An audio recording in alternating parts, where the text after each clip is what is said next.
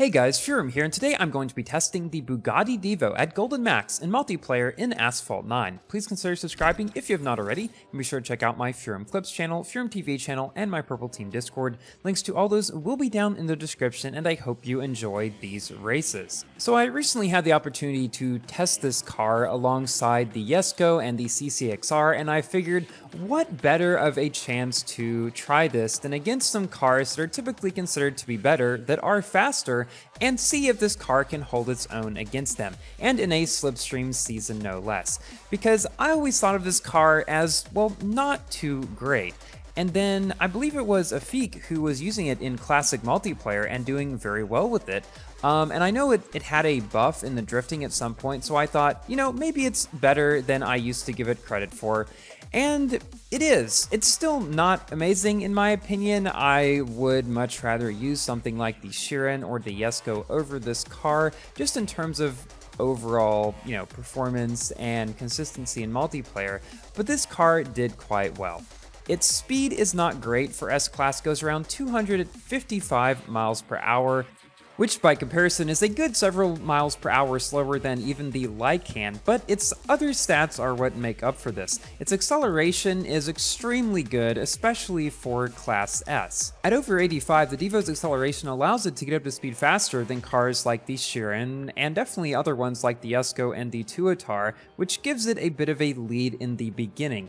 Now, this was not always the best thing in Slipstream, because what would happen is that if I started in the front, then the Jeskos and other cars like that would just ride my slipstream and pass me a lot of the time. But if I was in the back like here, that maybe did not happen quite as easily, although as you can still see, I was able to pull ahead. And the good thing was, when I was able to get enough ahead in this car, such that the Jeskos and other cars like that were not able to surf my slipstream, then I was able to stay ahead for a lot of the races that I played. And its other stats do come into play here as well. Its nitro efficiency at over 70 is also very good for a Class S car, and the drifting, while not having the greatest handling stat, is decent. It's better than it used to be, and I honestly did not really have any issues with that necessarily. Now, where I did have some issues with this car was in the physics department. There have been many times already throughout this video, even in just these first couple of races, where this car has done something weird on a barrel, on some other kind of ramp, and this hasn't always cost me, but sometimes it does, and those are the times where I really wish this car was a little bit more stable.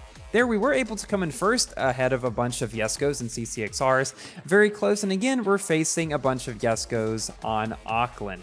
This is a track that is more in tune with the Divo's strengths than the Jeskos, but still, whenever I ran up against a Jesko, I did not have an easy time in the Divo at all, because what happened was they would get ahead like this in the straight sections, and then I would get ahead sometimes around the corners due to better acceleration and running their slipstream, and then they'd get ahead again in the straights. It was a lot of back and forth, but honestly, this is what I love about Ghost Slipstream, and having a big variety in just the car's stats that you're playing against. I've never actually made a video about me driving this car in Asphalt 9 before. This is the first one. The previous one that I did make was where Asphalt 89 gave me some races in his nearly gold maxed Divo. I think he had top speed and acceleration with all epics, but not nitro and handling. And ever since then, I have wanted to read or just test this car, because I never really got to drive it a lot myself before. I don't have the car. And the really funny thing about this is that I have driven this car in a total of 3 other racing games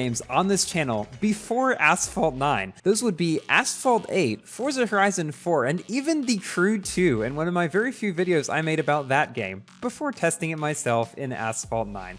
But now it completes the 4 games, I guess. I don't know what you want to call that. With another extremely close win under our belt on Auckland, let's move on to Nevada, which is more of the Jesko's hunting grounds, and where I assumed from the start that the Divo would have a harder time. We also have a CCXR in this race who got an early lead, but as we can see, the Jesko is now pretty much catching up to him and likely will pass him quite soon. Has he passed him yet? Yeah, there he goes. Although they are pretty much neck and neck. I have made a video about the CCXR recently, if you would like to check that out. It's a decent car, not worthy of being higher than the Tuatara though still. We didn't get any new S-Class cars, or D-Class cars for that matter, in the most recent update, which just dropped a few days ago. Definitely go check out my video about that if you haven't seen it yet. But they added 2 new C-Class cars, 2 new B-Class cars, and 2 new A-Class cars. This seems to be a trend ever since the beginning of Asphalt 9, and even in Asphalt 8, it was a trend to add more cars to the middle classes rather than the end ones. It only seems like every other update we get an S-Class car, maybe even less common than that, we get a new D-Class car. D-Class makes sense, it's the slowest class, people aren't as interested in it. S-Class though, maybe it's just because it's the top class and there's already a bunch of kings and stuff, and they feel like the middle classes are more interesting in a sense, which I sort of agree with.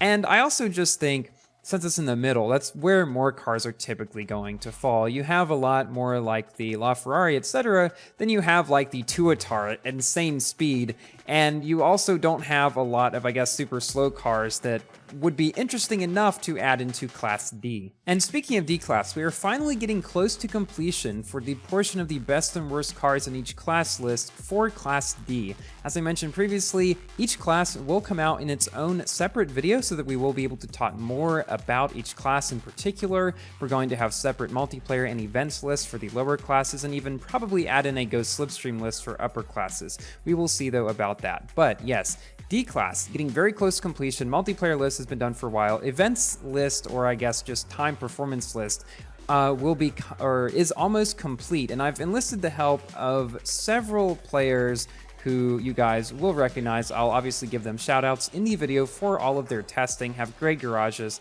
do great times in multiplayer or just events and things like that. So we're trying to make this series of best and worst cars in each class lists as comprehensive as possible, so that in the future we hopefully will not need to redo them and reorder cars that are already there. Maybe I'll just make like update videos to those, addition videos, saying, okay, every few updates, I'm not going to remake those entire lists. I'll just maybe talk about the new cars and say where they would fit into the list that we've already made. I think that would make a lot more sense, take a lot less work, and be easier to do than making an entirely new list every few updates, which is what I had done in the past, and it had become quite an ordeal. So be on the lookout for that coming in the hopefully not too far future. Our plan is to have it out before the end of this update. I'm really going to try to stick to that this time. If something comes up, I will let you guys know, but that's what we were hoping for. We don't have too many cars left to test, so I'm very optimistic that that will happen this time. And hopefully, even though the wait has been long, it should lead to a better result in the end. And that leads us to the end of this video, where I'll give my general review about the Bugatti Divo.